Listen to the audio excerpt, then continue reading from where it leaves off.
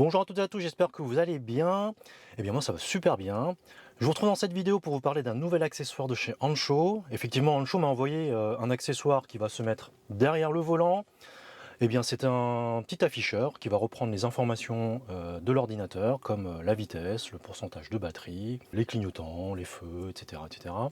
Et la deuxième fonctionnalité de cet accessoire, eh bien, il va pouvoir servir de support pour le smartphone et il va pouvoir recharger votre smartphone sans fil jusqu'à une puissance de 15 watts. Donc je vous avais demandé sur ma chaîne YouTube, dans la page communauté, ce que vous souhaitiez comme vidéo. Eh bien vous avez été 77% à me demander une vidéo présentation et tuto montage. Et bon bah pour ceux qui ne souhaitaient qu'une présentation, eh bien ne vous inquiétez pas, la vidéo est chapitrée. Donc si vous souhaitez regarder que le début, l'unboxing et la fin pour le résultat final, il n'y a pas de problème, vous pourrez naviguer tout ça en description de la vidéo. Et bah, sinon, bah, je vous dis, bah, allez, c'est parti.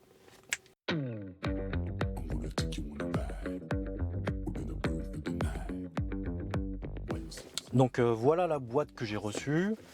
Hop, c'est comme ça que ça s'ouvre. Voilà. Ça se présente comme ça. On a donc, comme à son habitude, la notice avec les étapes de montage. Hop, on regardera ça après. Donc l'accessoire est bien protégé, voilà, il est bien emballé. Hop, il se présente comme ceci. Voilà, donc comme je vous disais, c'est un accessoire 2 en 1 et une fois qu'il sera installé sur derrière le volant, on va pouvoir le tourner pour avoir la fonction de support de smartphone et là ça fait la recharge sans fil. Et donc on va pouvoir le retourner comme ça pour avoir toutes les informations lorsqu'on conduit. Apparemment il y a trois thèmes d'affichage, donc on va voir ça une fois que ce sera installé. Voilà. Hop, je mets ça de côté. Qu'est-ce qu'il y a ensuite? Hop, donc vous voyez c'est super épais comme emballage, c'est super bien protégé. Et donc on va pouvoir l'installer soit sur une version avec le MCU Intel ou AMD. Alors MCU, rien à voir avec le Marvel, hein, ça veut dire Media Control Unit chez Tesla, contrairement à Marvel où c'est le Marvel Cinematic Universe. Donc là, comme on le voit, c'est pour la version 2022 des Tesla. Et moi j'ai la version avec la version Intel Atom qui est de 2019 à 2021. Voilà, moi j'installerai ce câble là.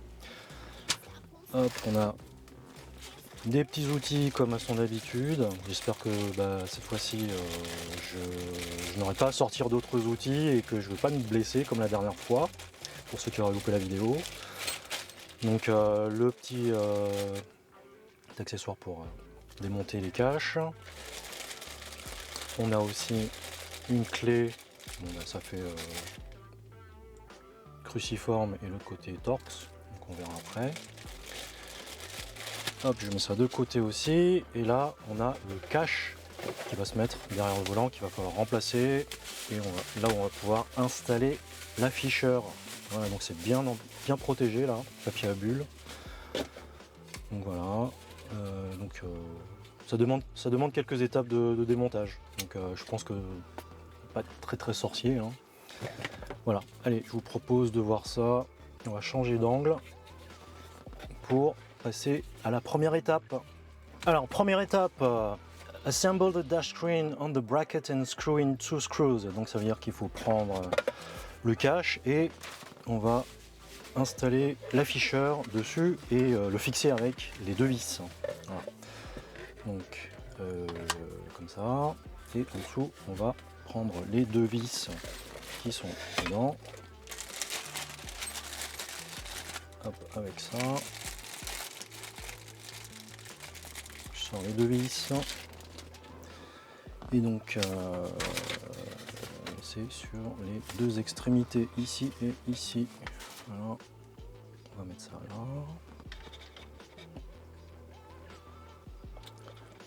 Bon, moi je trouve que c'est pas super pratique la clé, donc c'est mieux d'avoir votre cruciforme à vous si vous en avez un. Mais bon, on va faire avec, hein, c'est fourni avec, donc c'est censé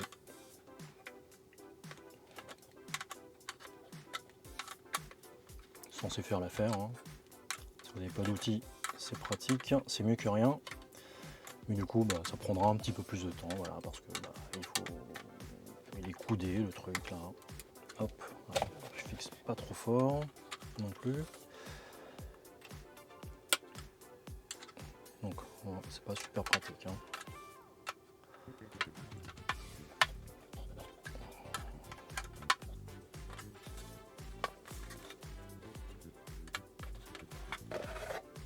C'est pas bien grave. Ça, de toute manière, ça va fonctionner quand même. Hop. Encore un dernier tour. Voilà, je pense que ça sert à rien de trop serrer non plus. Pas endommager le plastique, on sait jamais. Non, mais en tout cas, il est de bonne qualité le plastique. Il m'a l'air d'être assez similaire à celui qui est sur la voiture. Hop, donc ça c'est fait. Deuxième étape, et oui, il faut régler le volant de telle sorte à ce qu'il soit bien ressorti et tout en bas. Donc c'est ce qu'on va faire sur l'écran, direction, et donc faire extérieur et bas. Voilà, donc je vais faire hop, extérieur, le volant recule, et je vais le baisser bas. Voilà, hop. Allez, donc la deuxième étape, ce sera, il faut retirer le cache, etc. On va changer de vue et je vous reprends tout de suite. D'après cette pièce, il va falloir que je déclipse à ce niveau-là et à ce niveau-là. Hop, je sais pas si on va le voir. Voilà, ici et ici. Donc on va voir ça ensemble. Hop. Par le clignotant là, et hop, vous tirez vers le haut. Voilà. Hop. Et ça, comment c'est posé? Ah oui non, ça, il faut le garder. La partie avec le cuir. Oui, c'est clipsé.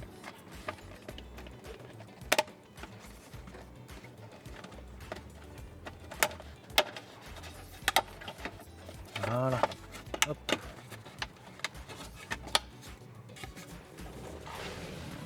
Ça c'est enlevé. Et on va pouvoir mettre ça en place, mais il y a le câble. Donc moi je vous ai dit que c'était le câble pour le Intel Atom. Donc moi c'est la version 2019-2021. Donc on en est à l'étape 4. On faut installer le petit connecteur en dessous. Voilà. Avant de remettre. Donc là, il est connecté. On remet en place la partie où il y a le cuir. On va bien venir reclipser cette histoire.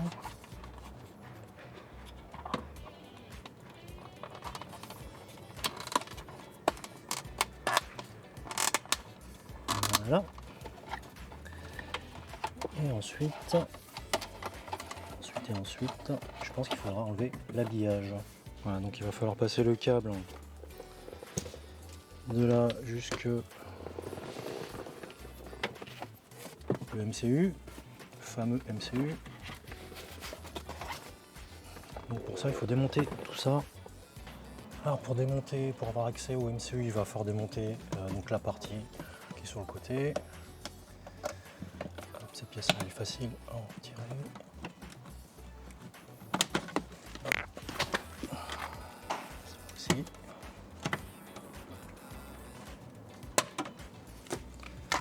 Donc là j'ai deux à retirer.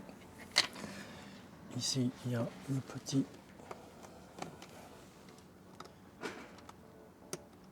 je sais pas comment ça s'appelle cette pièce là, mais c'est pas trop compliqué à retirer donc.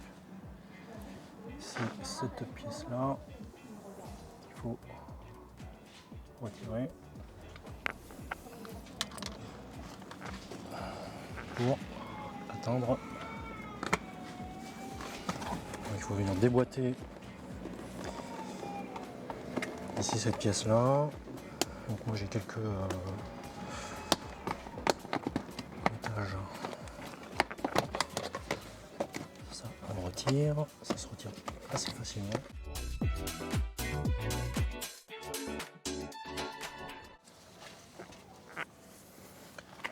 Voilà, donc il faut couper l'alimentation. Donc dans la partie sécurité, couper l'alimentation, on va attendre le gros glong. Attention de ne pas s'appuyer sur le siège. Il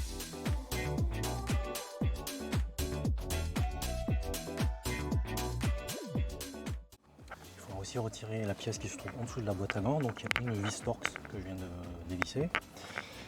Et normalement je crois qu'il y a 2 clips en dessous. Voilà, le même que l'autre. Une pièce comme ça qui se.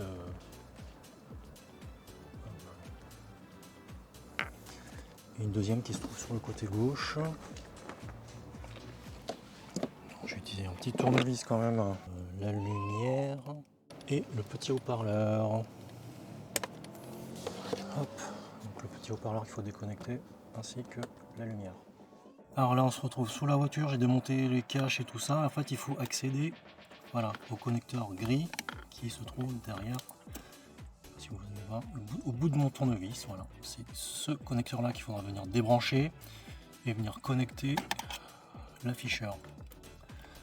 Donc là il faut que j'arrive à débrancher ça et c'est pas évident. Donc on va venir donc, brancher ce connecteur là à la place du gris et le gris va se brancher dans ce connecteur là qui reprendra donc les informations sur l'affichage. Bon, je vais essayer de faire ça. Bon, je débranche tout ça et je vous montre le résultat.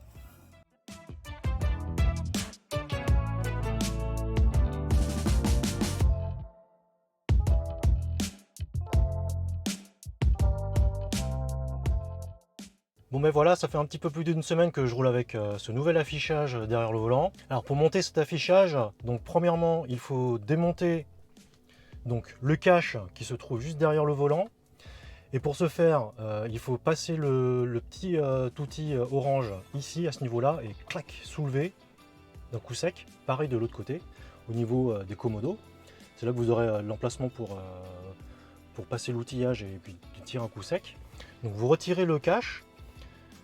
On fixe l'afficheur sur le cache fourni par Ancho avec les 2 vis. Ensuite, on vient le positionner à ce niveau-là.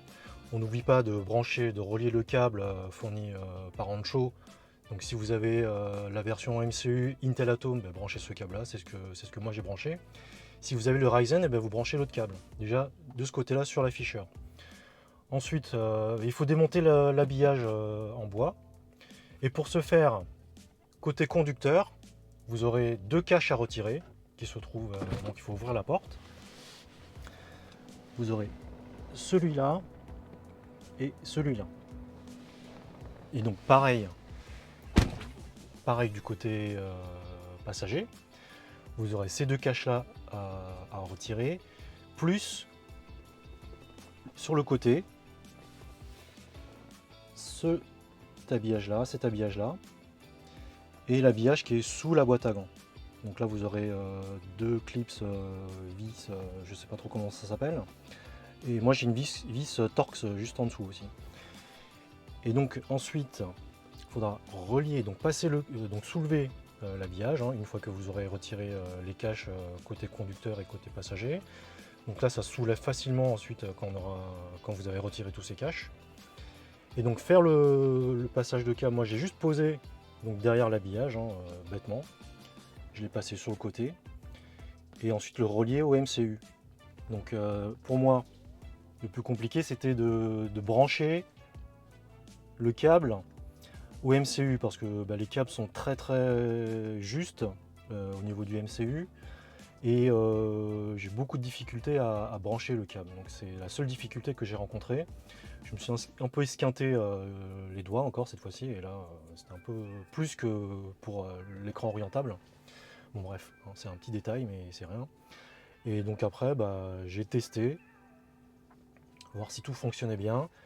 J'ai bien pris le soin de faire un reboot, donc en maintenant les 2 boutons au niveau du volant appuyés jusqu'au logo Tesla, comme ça fait un hard reboot, donc jusqu'à ce qu'il y ait le logo Tesla qui s'affiche quand on fait le reboot. Et ensuite j'ai eu l'affichage, voilà, cet affichage là par défaut. Donc, comme je le disais, donc, vous allez avoir 3 styles d'affichage. Celui-là par défaut. Alors, donc je vous montre comment on change d'affichage. Il faut appuyer en quelques secondes jusqu'à ce que le welcome. Et à ce moment-là, on relâche le bouton. Voilà. Dès qu'il y a le welcome d'afficher, on peut relâcher. On a celui-là en blanc qui est plutôt sympa. Alors, je vous montre le troisième. Je vous montre plus en détail le blanc parce qu'il est plus sympa, je trouve. Voilà, welcome, on lâche. Et là, vous avez celui-là. Bon, celui-là, moi, je le trouve vraiment pas terrible. Il est super basique, il n'y a pas beaucoup d'informations. On n'a même pas le pourcentage de batterie qu'il y a. On a vraiment le basique. Il y a juste la vitesse, le rapport. Je sais même, ça affiche même pas la limitation de vitesse. Celui-là est basiquement. C'est celui que je préfère le moins, disons. Voilà, pour moi, c'est celui qui vaut pas le coup. Donc je vais repartir sur l'autre par défaut. Celui-là. Celui-là, c'est le plus complet.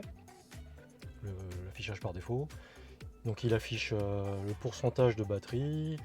Il va mettre les clignotants, vraiment toutes les informations, la vitesse, la taille d'ailleurs de la police au niveau de la vitesse est bonne, même si c'est un petit peu plus petit que sur l'ordinateur Tesla, mais pas de beaucoup sur celui-là. Alors, le blanc, le troisième affichage, le deuxième pardon, affichage, le blanc, moi je le trouve le plus sympa. Vous allez comprendre pourquoi. Parce que quand on va allumer les phares, je vais le faire là en live, je vais allumer les phares. Voilà, l'affichage passe sur un fond bleu-noir, bleu marine noir. Et moi je le trouve plutôt sympa. Et donc celui-là, mon seul regret, c'est que le chiffre est, la vitesse est affichée assez petit en fait. Il faut avoir de bons yeux. Bon, moi ça va, je ne porte pas encore de lunettes, je croise les doigts, plus tard possible. Mais voilà, c'est affiché un petit peu petit. Voilà, c'est mon seul regret, mais moi je trouve celui-là super sympa parce que voilà, quand vous avez les phares allumés, et bien, ça change de fond. Voilà, on a un mode sombre et un mode jour et un mode sombre. Je trouve très sympa. Et celui-là, c'est vraiment aussi complet que l'affichage par défaut, l'autre noir, là, l'affichage sur fond noir. Voilà. Alors, ce que j'avais oublié de vous parler en début de présentation, c'est que eh bien, on aura remarqué qu'il y a un port USB-C.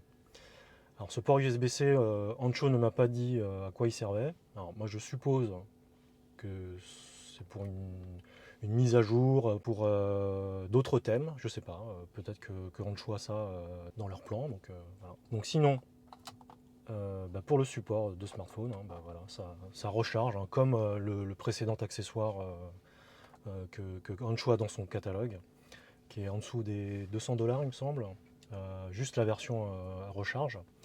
Oui, donc ce support-là, lui par contre, il est à $229.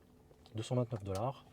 Et celui qui fait juste la recharge sans fil est à $189 il me semble. Donc voilà, moi je trouve celui-là plus sympa. Si vous ne souhaitez pas d'un grand écran sur le tableau de bord, je le trouve assez discret. C'est un 2 en 1 qui est plutôt pratique. Donc la recharge est à 15 watts, la recharge sans fil pour le smartphone. Donc si vous avez Waze, vous pourrez le mettre sur ce support-là, ça peut être sympa aussi, à défaut d'avoir CarPlay, sur le grand affichage que Ancho a aussi dans son catalogue. Voilà, bon écoutez, j'espère que ce petit point supplémentaire vous aura donné plus d'indications, plus d'informations. Et n'hésitez surtout pas à utiliser mon code ErixTech88 pour avoir 15% de remise sur votre panier sur tout le catalogue de chez Ancho. Voilà, mais écoutez, on retourne à la vidéo si vous voulez bien.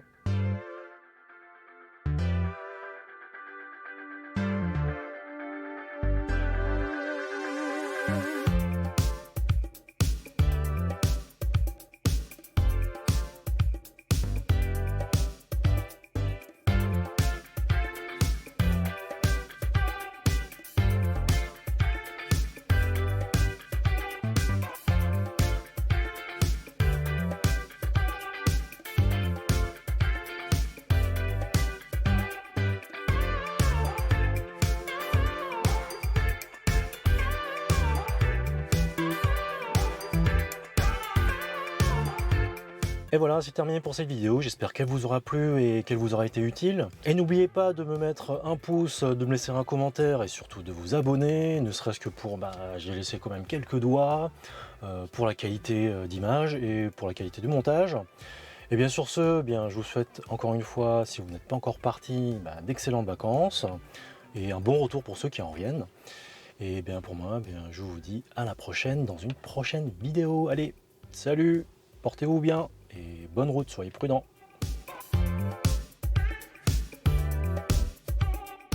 Eh bien me voilà de retour, j'ai tout remonté. Alors je vous avouerai que c'était un petit peu galère de retirer le connecteur du MCU et de brancher l'interface là pour cet afficheur, hein. Et encore une fois, je me suis blessé, hein, parce que les bords du MCU sont un petit peu tranchants, donc j'ai pas trop fait gaffe et du coup c'était un petit bain de sang, comme la dernière fois. Bon, ça c'est pas grave, c'est un petit détail, mais voilà, faut avoir des petits doigts, pas trop épais, faut avoir des doigts fins pour pouvoir accéder au MCU, au connecteur du MCU là. Moi je trouve que c'est plutôt pas mal. Maintenant du coup j'ai la vitesse qui s'affiche sous mes yeux, plutôt que de soit tourner un peu la tête, soit de quitter un peu la route des yeux. Je trouve que c'est plutôt sympa.